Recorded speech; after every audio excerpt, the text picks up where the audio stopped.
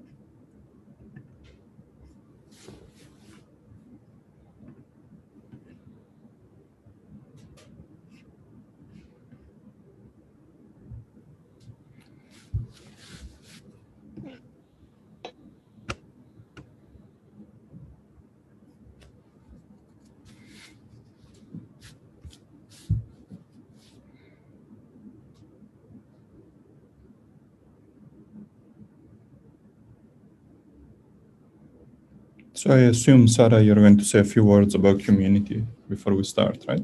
Yeah, for sure. Okay. Yeah, okay. Maybe we can do that. All right, so hi everyone. My name is Sarah. I'm the workshop coordinator for Q-munity Tech. So the main goal of Q-munity is to educate and raise awareness for quantum computing in general for anyone who's interested. You don't have to be a high schooler, and you can be of any age. So welcome to the second Q-munity workshop of the year. Today we have Tommaso talking about why quantum is so exciting.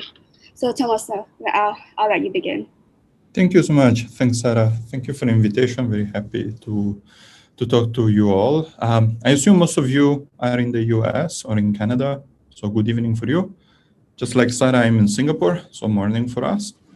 And today, indeed, I would like to share why I think quantum computing is very exciting for me. And just as a way to briefly introduce myself, today I work at Entropical Labs, even if my background is in quantum. We are a startup based in Singapore, and I'll say a few words about us, throughout the talk. Okay, so I hope everyone can hear me well. If you have any problem, if the voice somehow breaks, just let me know and interrupt me at any moment. Oops. All right. Perfect. So this talk has three things I would like to talk about. Me, quantum computing, and you. I don't want to be too long, so I hope I can keep it under 30 minutes, maybe a bit less. So we have time after to have a discussion. If you have any questions, as I hope you will, and just have a conversation about the ideas that I will share with you. So why me, quantum, and you? Oops, I see my computer is not working very well. Sorry about that. I like questions, right? So me, who I am, quantum computing, why I think the technology is exciting, the main point of the talk, and you, what skills could be useful for you.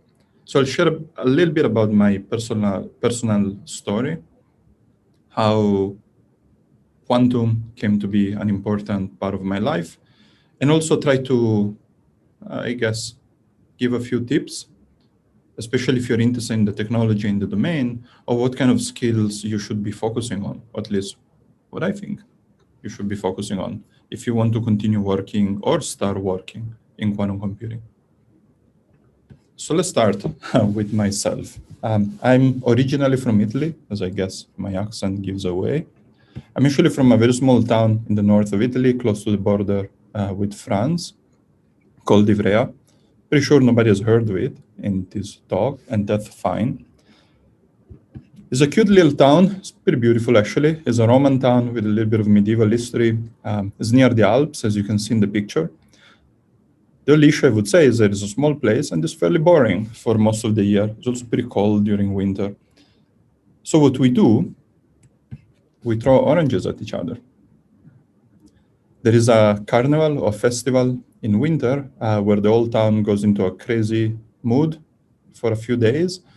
And we do exactly what you can see in the picture, which is from one of the local newspapers. And fun enough, if you zoom a little bit and you can look at the circle, that's me pretending not to care about the oranges flying around my head. It's pretty fun. Ended up in the hospital a few times with a blue eye. Nonetheless, it's a great excuse to go crazy for a few days. This has nothing to do with physics, of course. Anyway, after that, after Italy, after studying physics in Italy, I actually moved to Australia in 2010 to do a PhD in quantum information theory. And this is how quantum starts to come into the picture. I was at Macquarie University, which is a beautiful university in the north of Sydney, a beautiful campus. I spent 4 years in Australia. And after that, I came to Singapore. I couldn't find the map, the outline map of Singapore.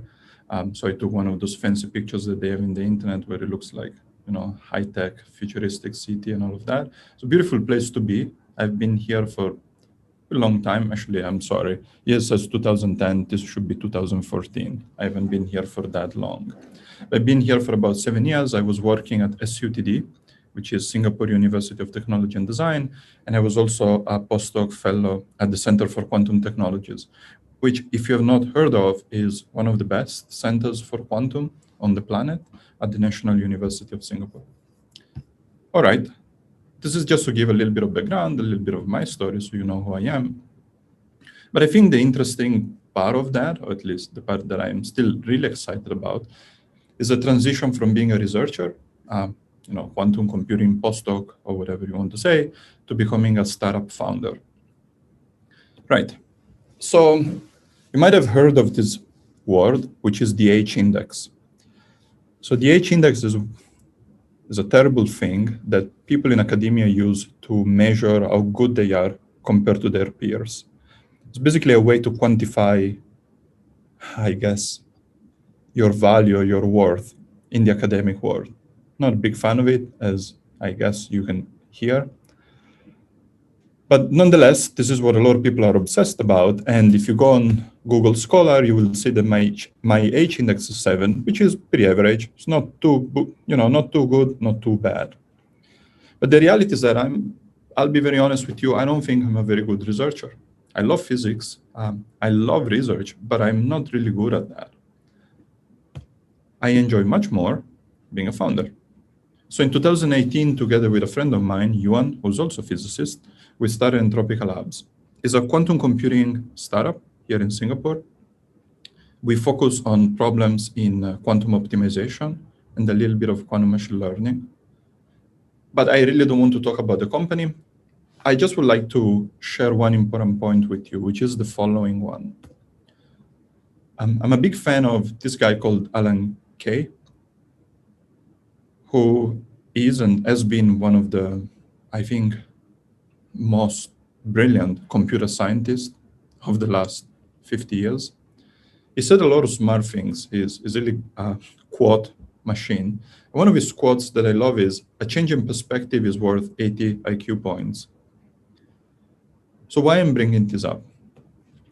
I'm bringing this up because clearly my background is in quantum computing. But when I say that I'm not a great researcher, or maybe I don't like doing research the way it's done today, but I'm very happy to be a founder in a quantum computing company, what I'm really trying to say is that this is not only about quantum computing, and this is where the change in perspective comes to be. I do love the technology, but at a very personal level, what I really love is that now I have an opportunity to empower people who are incredibly smart. They're all smarter than I am, and they're also very ambitious. And I want to empower them so that they can go and achieve great things. And this is really the way I see my role at Entropical Labs. Love quantum computing. I'm excited about the technology, but what I'm sharing with you is that, you can look at your history, or you can look at your future history, and at some point just change the perspective a little bit, and you will still be doing the same thing, but you will be much happier because you understand that the focus is slightly different. Okay, enough talking about myself. What about quantum? I guess this is why you are here today. So what about quantum? Good question. You will expect that I immediately start talking about qubits, entanglement, yada, yada, yada. I won't. I will actually start talking about something that you might not expect, which is cooking. So why I'm bringing cooking up? I don't know if you cook, but you certainly eat. And either you know somebody who cooks or you do it yourself. But the reason why I'm bringing cooking up, because cooking is an activity, is a very human activity that we all experience, but it's also something that has not changed for the past, I don't know, 10, 20, 100,000 years. We still cook in the same way that our ancestors did. Which I think is really fascinating. In an era of technology, there are certain actions that are fundamental for life that haven't changed pretty much at all. So why I'm bringing this up, and what does that have to do with quantum computing? It has to do with this idea of technology era, which is really the main idea that I would like you to bring home today and think about. So what is a technology era? And you will see how that connects to cooking in a second. So what is a technology era? This is a definition that I came up with. I think is fairly accurate, but I also hope I will, fine-tune it moving forward. So think of it this way. If you have two different times in history, we say that they belong to two different technological eras, or two eras are technologically separated. And I'm going to read the sentence because it's easier. If a scientist, or any person really, from the previous era needs to learn a new theory, math, physics, or whatever there is, or concepts to understand the inventions or the technology of the following era. This is, of course, not something I came up with. It's not entirely new. Alan Kay, again, has been there. And he was talking about this concept that technology is anything that was not around when you were not born. So let's break that down a little bit, and let's make it a bit more concrete. And let's get back to cooking in a second. So the great thing is that in the last 3 centuries, I believe, or I claim, that there have been 2 major technology era transitions. So let's see what those were. I really just put the 2 time on the time scale. One is 1820, and the other one is 1920, which is really convenient because, well, we're not in 2020 anymore, but we just left 2020. So why I picked 1820 and 1920? Because if you just, go back, open a history book and go through all the discoveries between those times, you will see that something really incredible happened. So just before 1820, we had 3 major shifts, I would say. The first one was the birth of the scientific method by Galileo, then the discovery of the cell, and Newton coming up with what today we call the laws of classical mechanics. All right. What happened between 1820 and 1920? A lot happened. It was maybe the most exciting century in human history, I would say. This was really chemistry golden century. Everything was about chemistry. Mendeleev came up with the periodic table. The laws of thermodynamics were introduced. Maxwell discovered the equations that still carry his name today. We had the first principle of quantization. Darwin introduced the origin of species, the discovery of the DNA, and, of course, relativity theory by Einstein. It's just, I cannot emphasize enough how crazy that was for somebody living at the time. This really turned our as humans, understanding of nature on its head. Of course, it doesn't end there. 1920 and beyond, what do we have? Well, we have quantum mechanics.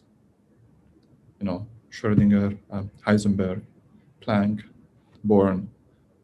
But we had more. I would say the 1920 and beyond, if the century before was chemistry golden century, this century or the last century has been really more about biology and information theory. So we had the discovery of the DNA structure, which pretty much completely changed our understanding of what life even means.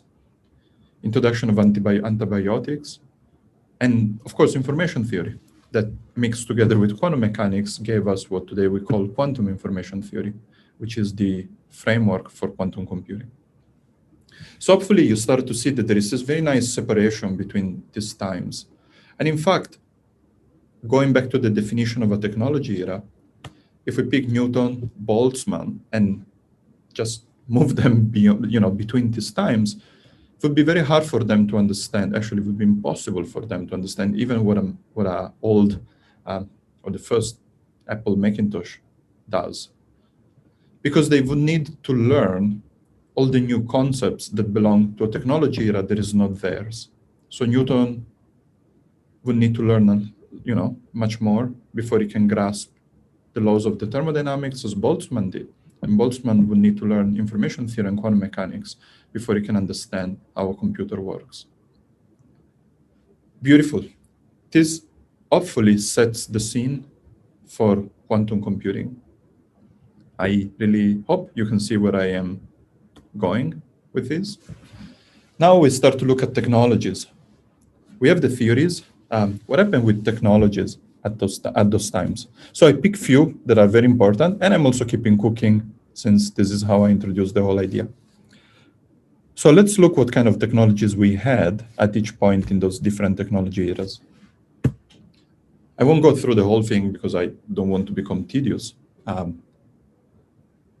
But before 1820, we already had trains. Energy production was mostly based on coal, and medicine really started with surgery even before that. But there was no computing, there was no space exploration, of course. Between 1820 and 1920, we still had no computing because, remember, information theory hadn't been developed just yet, and also no space exploration. But a lot changed. Not cooking, fun enough. Cooking hasn't changed, still the same. Boil water, put something in, use heat as it is. Medicine evolved a lot, of course. So did engineering and energy production. So we started to use oil. What I think is very exciting is what happened after 1920. Quantum mechanics, computers, they enabled a whole different world, which is the world we live in today. Atomic energy became understood and controlled. With the discovery of the DNA, we had new therapies. With the discovery of quantum physics, we had new therapies. And most importantly, we have computers. And we can leave planet Earth to go in space. I hope this visual, graph helps you to understand how different eras, different discoveries enable different technologies. I know this is nothing new, and we are all aware of that, but it's kind of nice to put it all there and see how theories really connect to what we have today. Then, of course, the big question is, what's next? How is quantum computing going to change all of this? And I mentioned it before, right? It was 1820, 1920, 2020. May that be the year that a new technology era starts? I hope so. I really hope so, because then it's a lot of fun for us. And I do like to speculate about what is going to happen next. I will remove cooking from the equation now because honestly, I don't know how quantum computing is going to change cooking. Maybe it won't. Cooking seems to be very resilient to changes. But I'll pick chemistry, and I'll pretty much keep all the other technologies as well and introduce artificial intelligence because it's something that we're all very intrigued by. So let's go through one by one quickly. Chemistry. Quantum computing might enable full chemistry simulations, which means new batteries, new materials that will have a lot of repercussion for pretty much everything that follows underneath. Transportation, what about self-driving cars? Well, you need a lot of computing power for that.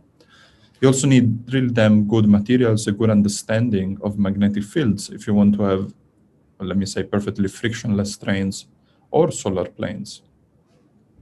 Energy production is an interesting one. I think we're still pretty far from Dyson spheres, but maybe not that far. I bet that a lot of people are interested, especially if we have a better understanding of batteries, on how we can store energy more efficiently. This is very important, especially for rural communities. And what about fusion, nuclear fusion, that could end all problems for production of energy on the planet? Medicine, you might have heard of CRISPR, which is a technique that allows you to pretty much modify DNA in living things. The problem with CRISPR is that you are dealing with a lot of information, and analyzing or processing information is hard. So you need a lot of computing power, and quantum computing might, and I'm using might, the conditional on purpose, help with that. What about ideas of extending human life routinely beyond 100 and possibly defeat death? I know it sounds crazy. I don't think it's crazy at all. Artificial intelligence, too much has been said about that, so I'll just say achieve Guy or general artificial intelligence, new generation of robots. This all relies on really good understanding of how the brain works, and most importantly, on efficiently processing a lot of information in a smart way. What I love, and I left it for last, is space exploration. I do not fully understand why the age of space exploration hasn't picked up as much as it should have after the 60s, the 70s, and the 80s. I think the goal for humanity should be the colonization of Mars, and not many people emphasize that. And another idea that I love is, how can we reach relativistic speeds with massive objects? Which means, how can we live and explore beyond the solar system within the lifetime of a human being? All right. I'm not claiming that quantum computing is magically giving us all of these technologies in the next 100 years. I'm not. I do certainly believe, though, that it will help immensely to get closer to those, because computing power is what has helped us in the 20th and 21st century to achieve what we have today. And that's why I'm excited by quantum computing, because the opportunities are really, really endless. And I want to say one more thing. Why the emphasis on computing? Why so much emphasis on computing? Because humans don't understand nature and the universe very well. We still don't understand biology, despite what biologists might tell you. They're lying. Biologists all lie. No, that's not true, but we do not understand biology very well. And the reality is that there are way more ideas to try than all experiments that we can make in a lifetime. But that's the beauty of computers. If you have a lot of computing power, you can run as many experiments as computing power allows you. And that allows for unprecedented experimentations. And it goes without saying, if you have more computing power, you can do more, and you can do it better. And that's why I'm really excited about it. I will make two more comments. Sometimes I feel uncomfortable when I listen to people in the quantum industry. And look, I've been there myself, so I am also guilty of this. But sometimes what you will hear is the following, and I'll use a very mundane example to get the point across. So if your classical computer is a car, and your computation or your goal is going to get a croissant, because you really want a croissant for breakfast, well, that's easy. You use the car, you drive to your favorite bakery, you buy a croissant. And this is a way to think of a computation. Computer is a car, the goal is buy a croissant, and you just use the car to get there. All right, so if a quantum computer is a rocket ship, which means it's faster, it can take you to places you're not able to go with a car, unfortunately, what happens is that people then go back and say, oh, wow, now we have a quantum computer, now we have a rocket ship, let's go and buy a croissant faster. That's not the point. What I'm inviting you is, let's not just quantize the present, which means take problems we're familiar with and try to use a quantum computer for that. Let's not do that. Let's create the future. Let's tackle problems that we cannot solve with a car or with a classical computer. Go to the moon. Don't drive and buy a croissant if you have a rocket ship. Use a car for that. And in fact, you can summarize it in think big, think really big. Imagine what quantum computers can do and push it beyond that. The other day I was talking to a friend and she actually asked me if you could pick a dream customer for Entropica, what would that be? This was over lunch, so I was not really thinking about Entropica or anything. I was a little surprised. It's a great question. I thought about it for a little bit and I said, you know what, I'll pick SpaceX. Not for anything, but because they think big. They have amazing computational problems. And if one day they will make it to Mars, we will have even larger problems. And I was thinking of maybe there will be a company, and Terraforma doesn't exist. I just made it up, including the mini logo thingy. So I believe one day there will exist a company that might or might not be called Terraforma, doesn't matter, whose goal will be to terraforming Mars so we can make it livable for humans and other species in the future. To do that, you need to solve really hard computational problems. And this is what I, kindly invite you to think about. I believe quantum computers and more computing power is going to help with all of this. So just think big, think really big. And what skills do we need for all of that, right? This is all nice and beautiful, but it's also hard work. So I would like to share a few ideas. And in full honesty, these ideas are not necessarily mine, although it's something that I met or something that I came across while working at Entropica.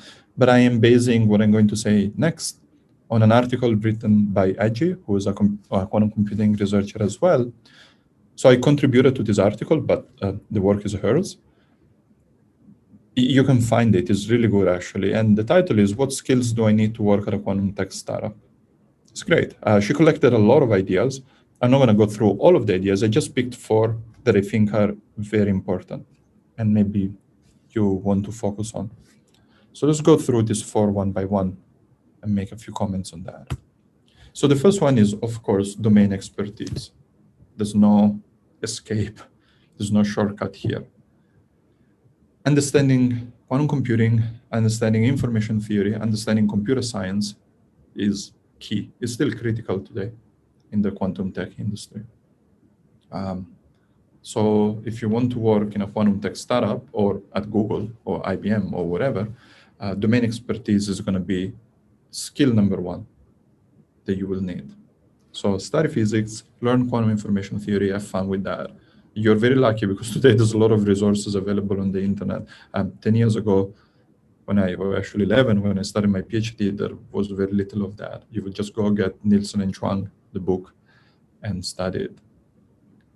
The second one is programming. This is very important for us. If people don't know how to code, unfortunately today, we don't have well, let me be brutal and say we don't have a place for them in the company. That's maybe not entirely true. Reality is always nuanced. But I do believe that being excellent at coding, if you are looking for a technical role, is going to be necessary moving forward. It doesn't have to be a software engineering skill set, but being good at Python, Julia, C++, and having a good understanding of the different quantum computing platforms like Qiskit or Penny Lane or whatever that might be is important. Is actually more than important. It's fundamental. So communication, mostly overlooked in the great world of science and physics. I met a lot of people who are very, very smart and they don't know how to communicate ideas, which makes it a bit pointless. And I like this quote, it doesn't matter how smart you are. If you cannot share your ideas, if you cannot communicate to others, especially to people who don't have the same background as you do, like you're a physicist and you're talking to a biologist, but you're only using jargon that physicists are familiar with, it doesn't work. So being able to summarize ideas and concepts in a way that can be expressed and communicate to others is so important, especially in a small team. In a small team that you wish to be very productive. Because even at Entropica, not everyone has the same background. And if we're all talking to each other, or if I'm talking to the mirror because I only know how to speak in a certain way, it's not useful. So communication is so important, and unfortunately, so underrated. in the scientific world, which is a shame. And the last one is the ability to work in an uncertain environment. Look, the reality is that you go back, you see all these dreamy things I said about quantum computing, enabling this and that, but we still don't know how to do it. We don't even have a quantum computer that can easily outperform a conventional computer. They can easily outperform my laptop, forget about the supercomputer. So the goal is not always clear. And if you are looking for a clear goal, what are we going to achieve in the next 6 months? Maybe quantum computing is not the best place for you at the moment, because there's a lot of uncertainty. I think uncertainty is great because it allows you to create the future. But it's important to keep in mind that this is still a domain with a lot of open questions, and is going to remain a domain with open questions for some time moving forward. So allow me to summarize. What skills do I need to work at a quantum tech startup, let me say, like Entropical Labs? You need a few, but the 4 important ones are the ones that we just discussed. Domain expertise, programming, communication, and the ability to work in an uncertain environment. And with this idea, I will wrap it up. I'll say thank you. Thanks, Sarah, for inviting me. It's always a pleasure to share my thoughts. Thanks to community. You folks are doing a great job. I really love it. And I stay within half an hour, which is great. So we still have some time. If you have any question, anything that you would like to discuss, I'll be very happy to have a chat with you all. Thanks. Thank you so much, Tommaso, for the amazing presentation. Sure. It was really insightful. So everyone, feel free to unmute yourself to ask any questions. And while you do so, I'll just say, this is our email, or our info email, whatever. If you want to reach out, please do so. I'm very happy to hear from you. If one day you're looking for an internship or whatever, like sincerely, honestly, get in touch. Thank you so much. Okay, we've got one question from Pavan. Hey, I'm from Toronto, and I'm actually really passionate about quantum computing. I've made a pivot to quantum machine learning. Nice. Built a few projects, and I'm curious to hear from your perspective what the area will see near-term quantum advantage at, like quantum chemistry, simulation, finance, and from like Entropical Labs, what are you guys most excited about? Okay, thanks. Great question. I'll answer it in 2 ways. I'll tell you what I think is going to happen, and I'll tell you what we are excited about at Entropical. So I do believe, as most people do, the quantum chemistry is going to be a big field.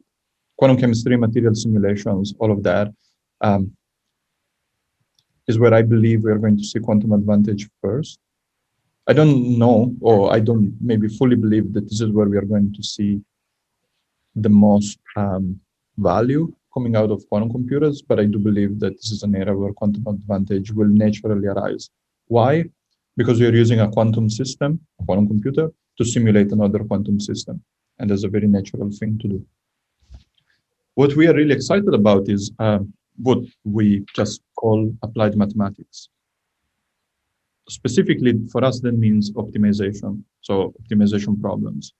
Optimization is a very interesting beast because it's often confused with machine learning or with data analysis.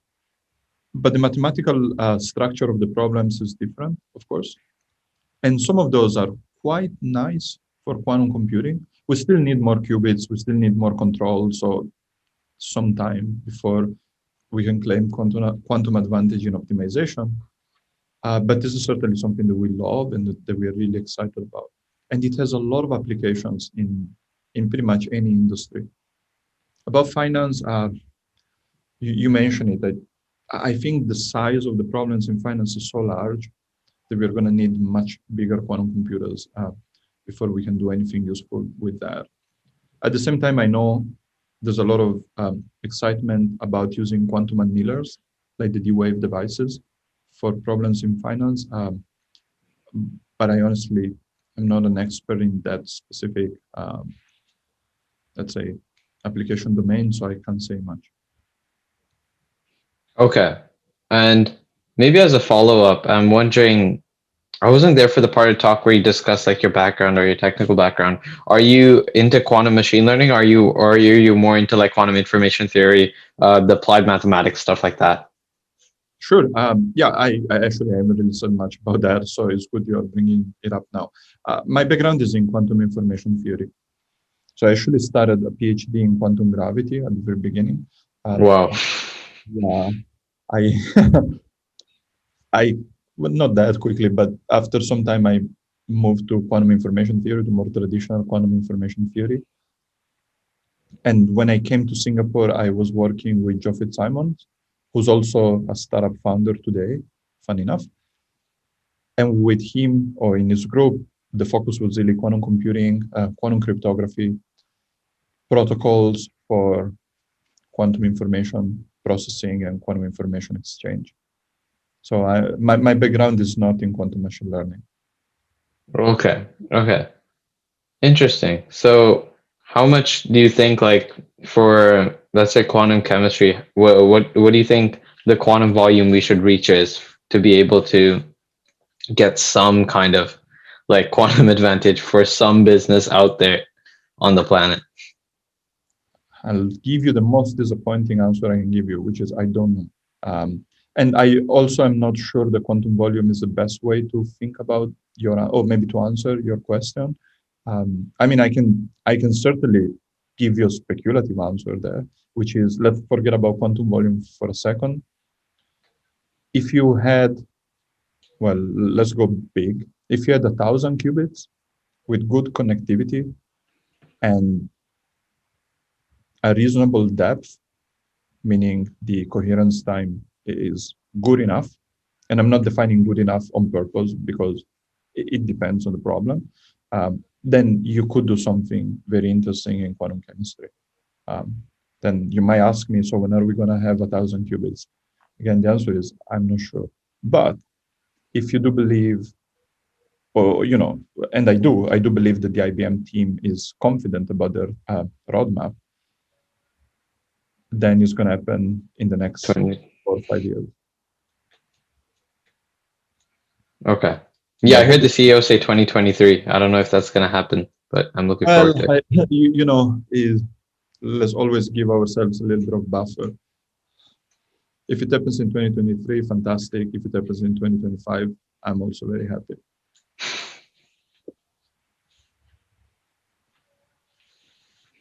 Does that answer your questions?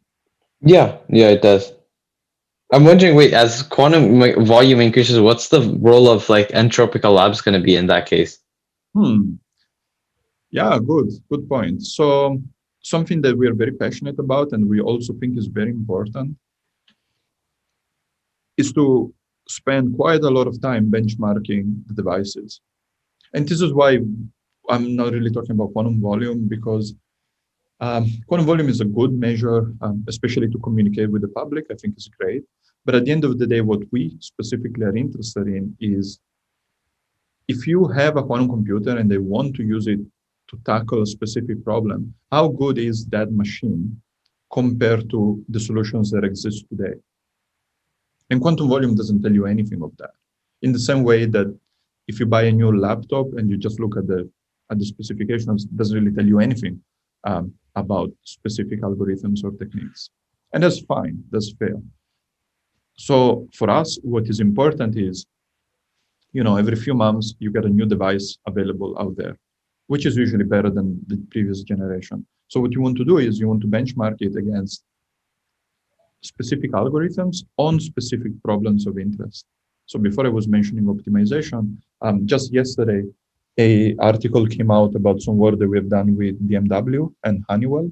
So we use the Honeywell ion trap device to run or to test a problem called number partitioning, which is a mathematical problem, but is also a blueprint for a number of interesting, let me use again the word problems, in supply chain logistics and optimization generally. So what we did was to use a variational quantum algorithm on the ion trap device of Honeywell, and then compare it against conventional or classical well-known and well-used heuristics for the same problem. And then you want to see how they compare. And then you can make a number of statements about it. Back to your question. As the devices improve, you want to add more complexity into the problem.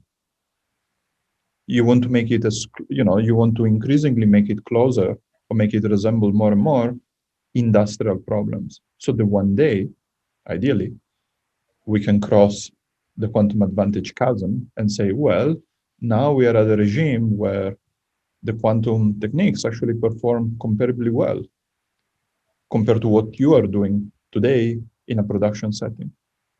So that becomes interesting. But this is a continuous process, right? And it's very important to always have access to the devices, to spend as much time as you can actually using the machines rather than running simulations or doing theoretical work, and benchmark the results against the best classical algorithms. Otherwise, it's meaningless, or at least we think is meaningless. Okay, thank you. No worries. Thanks to you. Nice. Great question, Pavan. So we've got one question from Jasmine. Jasmine, go ahead. Hi, I'm from Las Vegas. So yeah, but I'm fairly new. I'm fairly new to quantum computing. But how do you think quantum computing can be an advancement towards healthcare tech? More specifically, things like CRISPR. Yeah, sure. Great question. So there's a few ways, but maybe let's start with CRISPR since you bring it up. So in molecular biology or in computational biology, you're usually dealing with a lot of information. So there's a lot of information in your DNA or in everyone's DNA. And most importantly, not only there's a lot of information, but the information is highly correlated. So it's a very complex system, meaning that you cannot just look at a small part of the system and try to understand how the whole works. This is something that you can do in physics. You can build a very small experiment, you learn how it works, and then you can extrapolate your findings to how planets work. But if you only look at a small section of the DNA, I'm not going to be able to say how Jasmine looks like. I can't, right? I have to look at the whole thing, and I have to understand how the correlations work. To do that, you need a lot of computing power. Because if you want to use CRISPR and you go and change something in the DNA, you need to be able, ideally, to predict how the changes propagate. And if that change is correlated to 1,000 other, for example, base pairs in the genome, well, you better be able to predict all of that, because otherwise, the consequences can not be very positive.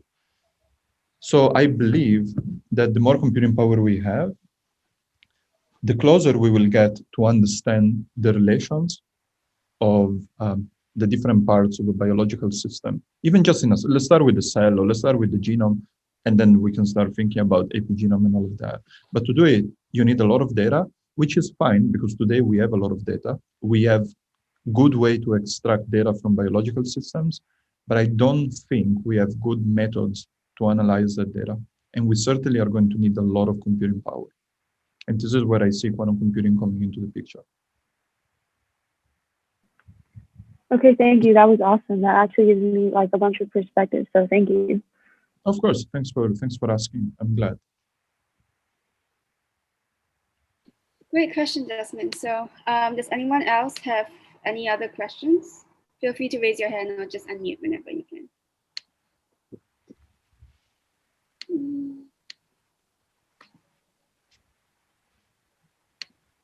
Okay, Pavan, go ahead. Yeah, so, okay, guess no one else asked questions, so I have a question. Okay, so I'm trying to understand the role that like Entropical Labs plays in the workflow of, let's say, a quantum researcher, programmer, someone that's trying to apply the technology, right? So on one hand, we have like the hardware engineers at like Rigetti, IBM, Microsoft. And from what I get, you guys play more of the middle role with like applications focused, right? But how does that exactly happen? For example, what comes to mind is Zapata does like consulting, and they have this like tool to help with the workflow. So what is Entropical Labs kind of doing in that space? Okay, great. I won't do a pitch because I don't want to do a pitch. So I won't do that, and I will keep it to what we do today. Okay. So the idea is the following: you have the Rigettis of the world, or Honeywell, or IonQ, you name them, and then you have companies that have domain expertise and interesting problems of value for them. The reality is that today, you just don't plug yourself into a quantum computing environment and start coding the day away. And in a few hours, you have your solution up and running and all is done and all is beautiful. So it's not really like a lot of what we call machine learning. So I'm bringing machine learning up, not specifically because of machine learning, because I think it's a good example. So today, if you're a small company and you want to use some simple data analysis or machine learning tools, you can do it in like a few weeks, not even maybe a few days. There's a lot of modules and packages out there. They're all compatible with Python. They're all easy to use. Plug them in. You have some data. You analyze the data. Easy, beautiful. Well, you can't do that with quantum, not yet, not to that extent. And most importantly, we don't even have the algorithms to do that. Right? So this is I think this is one big problem that a lot of people sometimes, because they get excited, and I do that too, but they fail to realize that we don't really have many techniques that you can use to solve important problems. And if we have them, they usually need so many qubits that are not feasible for anything at the moment. So either we wait until you can run, HHL algorithm or whatever you want to do. And even there are some issues. Or if you want to do something today, and you're a big company with an interesting problem statement, then what do? And as you mentioned it, you need a middleman.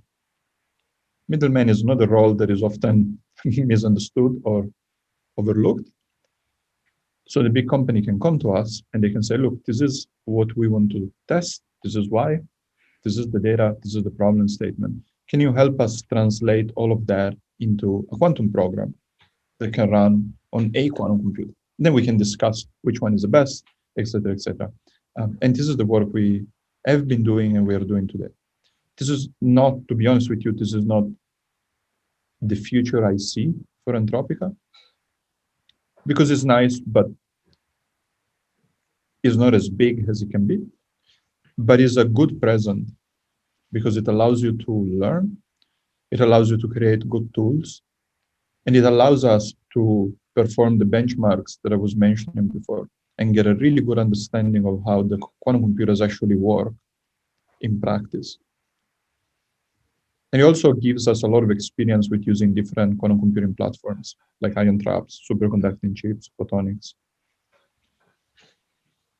Okay, great. Yeah, I appreciate the honesty. Some people that I talk to, oftentimes they're very hopeful. Not hope. It's great to be hopeful. They're like, we're gonna cure cancer with protein simulation right now. Yeah, maybe not. I mean, it's great, right? And what other people say has nothing to do with me. And at the end of the day, yeah, that's it, right? We really believe in being very down to earth, very honest, and also very practical and pragmatic.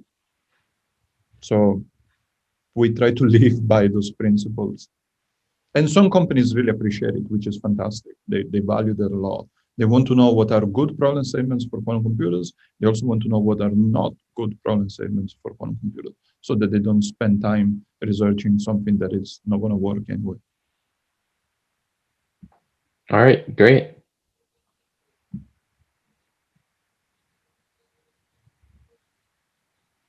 Thank you, Pavan. That was a great question. So does anyone else have any questions? Feel free to unmute or raise your hand.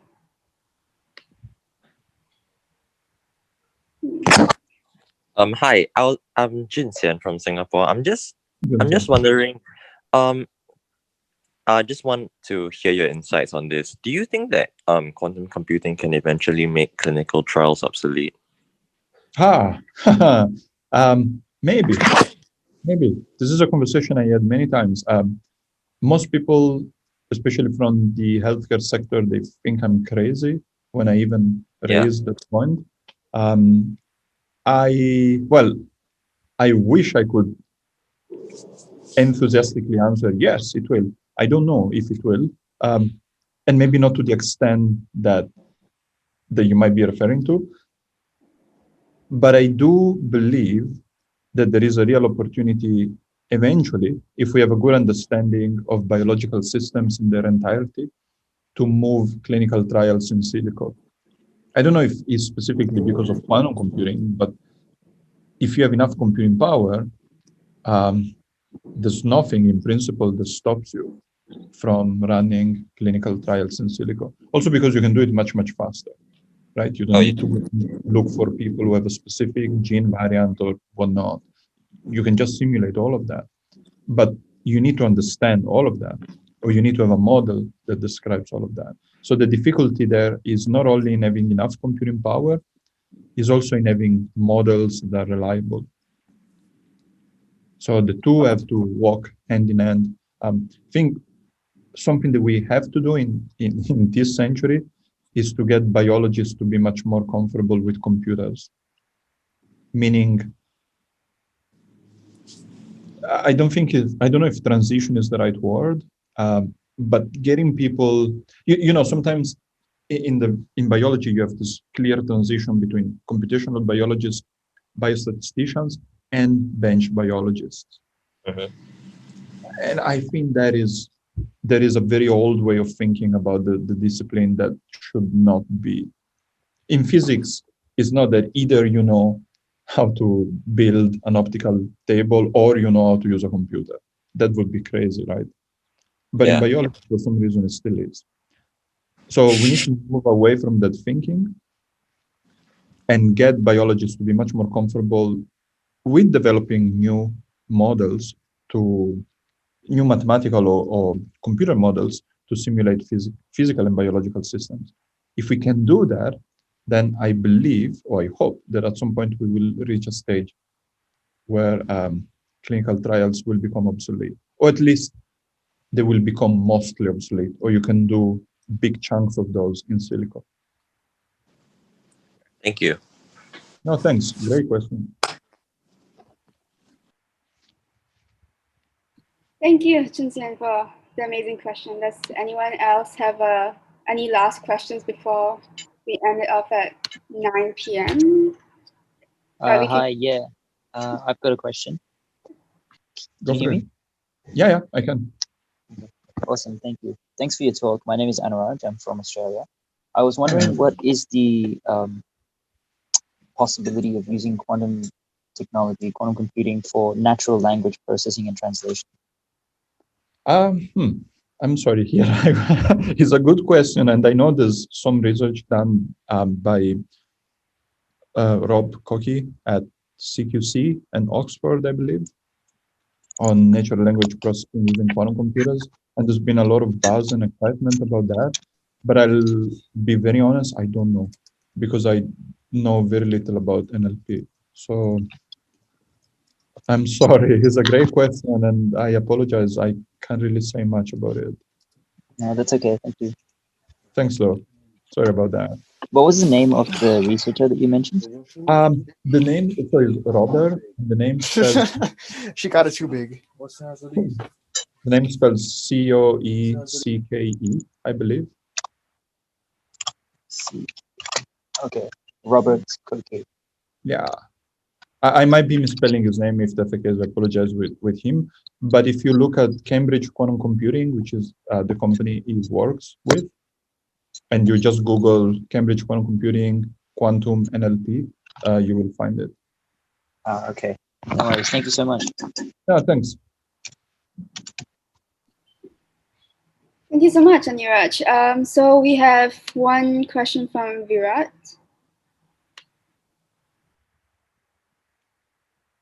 Go ahead, Virat. You can unmute yourself. And yeah.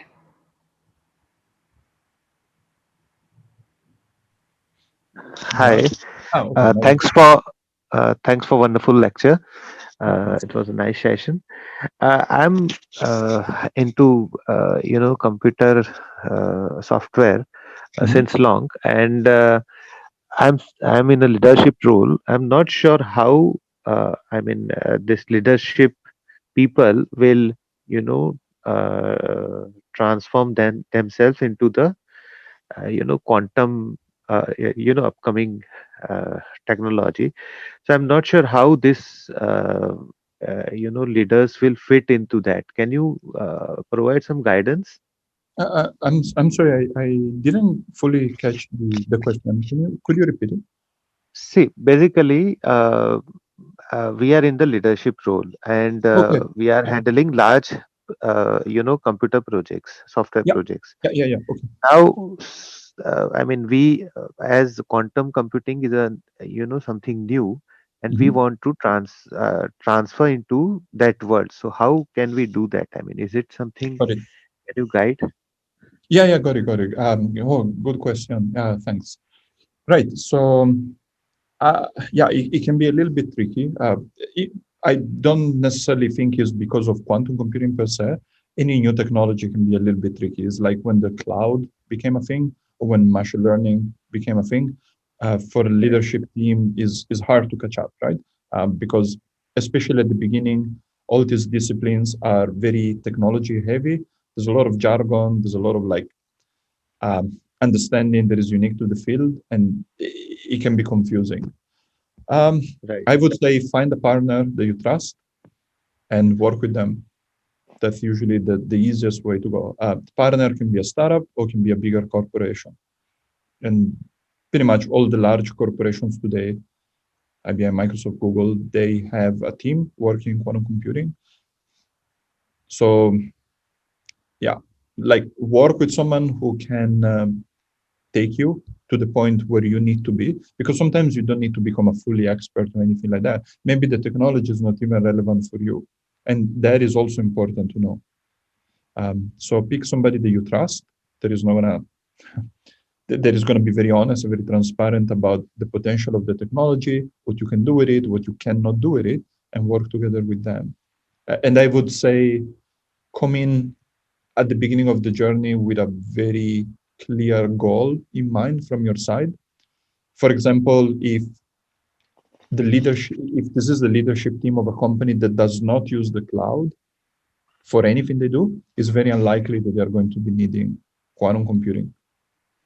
And that's totally fine. So if you have a good understanding of your processes internally and you know where computing plays a key role, you prepare that information and you go to the partner and you share that with them. And then ideally, what they will do is to help you position the company where it should be with respect to the new technology. Right. Yeah. Understood. Thank you. No worries. Thanks. Thank you so much for that question. So it's now 10 a.m. on our side and 9 p.m. EST. Does anyone else have any last questions before we end it off?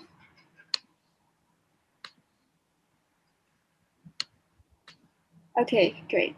Thank you so much, Tommaso, for the amazing talk. And thank you so much for answering all those questions. It's really insightful. So we have Community Vision coming up next week. You can find it on our website. It's just basically a bunch of challenges and workshops just like this that you can find. And we have another talk coming up around February 17th. You can find it on our Eventbrite as well. We have Mark Jackson from Cambridge Quantum Computing, who will be speaking about a compiler from his company. So thank you so much, everyone, for coming and asking such amazing questions. It was really insightful, and have a nice day. You'll find the recording on the community YouTube channel. Thank you so much, Tommaso. Thank you, everyone, for coming. Have a nice day. Everyone. Thank you. Bye. Thank Bye. you. Bye. Bye.